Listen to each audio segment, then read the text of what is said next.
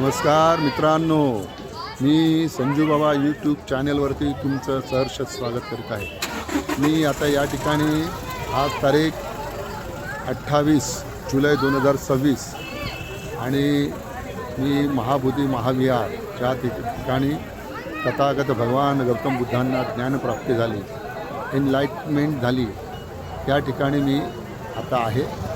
तिथे जिथे भगवान बुद्धांना ज्ञानप्राप्ती झाली त्या ठिकाणी सम्राट अशोक, सम्राट समुद्रगुप्त अशा आणि नंतर इंग्रजांनी सुद्धा त्याच्यामध्ये डेव्हलप करून हे विहार जे उभं केलेलं आहे त्या विहाराला आज भेट द्यायला आलो।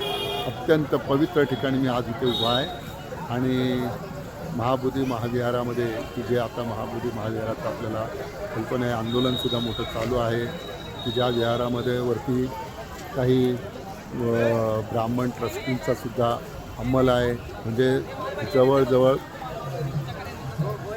11 ट्रस्टीपैकी 4 ट्रस्टी या बौद्ध आहेत तर 6 ट्रस्टी या ब्राह्मण आहेत। म्हणजे एक IAS अधिकारी जो आहे म्हणजे बिहारचा जो कमिशनर आहे तो कमिशनर एक त्याच्यावरती असतो। अशा प्रकारचे 6 ट्रस्टी या विहारावरती असल्यामुळे जवळजवळ या बौद्धांचं अत्यंत पवित्र स्थान असणाऱ्या ठिकाणी त्याच्यावरती हिंदूंचा म्हणजे ब्राह्मणांचा सुद्धा याच्यावरती कब्जा आहे। अशा या म्हणजे वादात सध्या असणाऱ्या या विहाराला मी इथे भेट द्यायला आलो आहे। यापूर्वी 2-4 वेळा मी आलेलो आहे। 2000 साली आलो आहे, 2013-14 साली सुद्धा आलेलो आहे। आज सुद्धा या विहाराला खरं म्हणजे ह्या वादाला आणि आंदोलनाला सुरुवात झाल्यानंतर मी पहिल्यांदाच खरं तर या विहाराला भेट द्यायला आलो। आपण पाहू शकता हे विहार।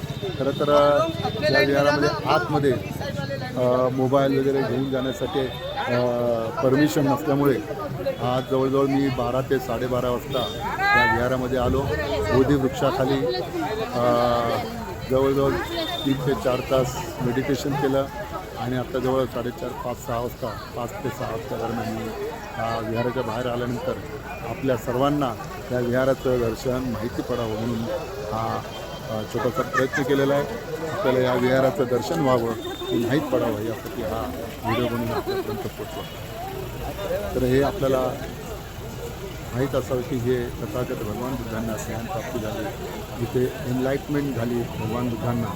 आता हे ठिकाण आहे, या ठिकाणी तथागत भगवान बुद्धांना एनलाइटमेंट झाल्यानंतर ज्ञानप्राप्ती झाल्यानंतर तिथे सम्राट अशोकाने तिथे जवळजवळ 2000 वर्षापूर्वी हे मंदिर उभं केलं होतं। खरं म्हणजे हे विहार पूर्णमध्ये जमिनीमध्ये गाडलेलं होतं, परंतु त्याचा इंग्रजांनी शोध लावून आणि हे विहार लोकांसमोर आणलं।